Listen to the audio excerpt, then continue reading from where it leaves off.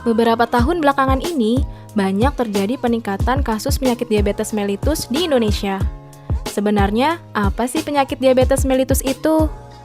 Diabetes mellitus atau biasa disebut dengan kencing manis merupakan penyakit yang ditandai dengan meningkatnya kadar gula darah yang terjadi karena pankreas tidak menghasilkan cukup insulin.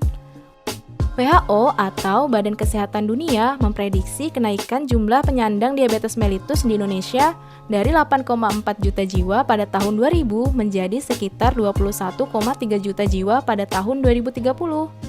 Pada tahun 2017, Indonesia berada di peringkat ke-6 dunia penderita diabetes mellitus tertinggi, yaitu sebesar 10,3 juta jiwa. Diabetes mellitus terbagi menjadi 3 jenis. Yang pertama, diabetes mellitus tipe 1. Diabetes ini disebabkan oleh faktor genetik atau keturunan. Yang kedua, diabetes mellitus tipe 2. Diabetes ini disebabkan oleh pola hidup seperti makan makanan yang manis, makan makanan cepat saji, minuman bersoda, merokok, dan kurang olahraga. Dan yang terakhir, diabetes mellitus gestasional. Diabetes ini terjadi selama proses kehamilan, yang kemudian akan hilang setelah melahirkan.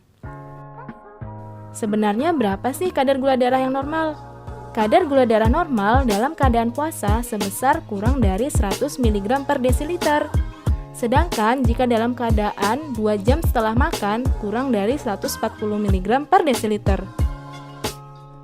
Lalu, bagaimanakah gejala klinisnya? Gejala klinis yang dialami oleh penderita diabetes mellitus yaitu selalu merasa lapar, selalu merasa haus, pandangan kabur, sering kencing terutama di malam hari, mudah lemas, sering mengantuk, dan tiba-tiba mengalami penurunan berat badan. Apakah diabetes mellitus menyebabkan komplikasi penyakit serius? Ya, tentu saja. Di antaranya, gangguan penglihatan seperti mata kabur, katarak, bahkan kebutaan, gagal jantung, gagal ginjal, luka yang sulit sembuh, sering kram atau kesemutan, dan stroke.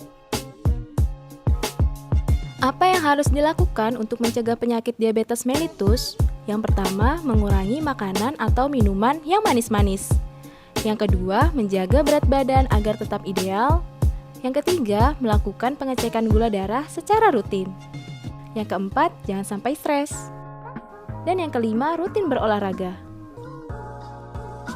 Apa saja yang harus dilakukan penderita diabetes mellitus selama masa pandemi COVID-19 untuk menghadapi era new normal? Mari kita simak tips berikut ini. Yang pertama, mengkonsumsi banyak buah dan sayuran.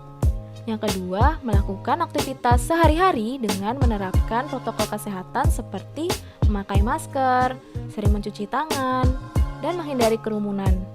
Yang ketiga, jika mengkonsumsi obat secara rutin, sebaiknya memiliki persediaan obat di rumah ya, agar terhindar dari virus COVID-19. Yang keempat, tetap melakukan pengecekan kadar gula darah secara rutin.